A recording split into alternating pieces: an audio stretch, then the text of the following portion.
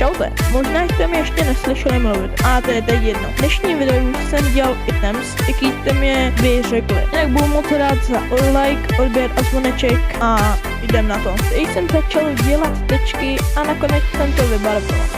Honzo, přibliž to, ať to vidím. No a když tak dělám kýbl s vodou, takže tak. Tady jsem maloval ten kýbl bez vody, ale nebojte, vodu tam přidám. No a po 30 minutách a polavé ruky to mám hotovo. No a porovnejte, že to vypadá docela podobně jak ten originální. Teď jsem se chvilku radoval, ale nemám čas vůbec. Musím dělat další item. A jako další item jste mi napsali zlaté jablko. No tak jsem začal dělat zlaté jablko. Jako první jsem si přichystal barvy. Potom jsem jel na samej print. Tečky vymalovat a tada. Takže jo, zase to strašně podobá a zase porovnejte.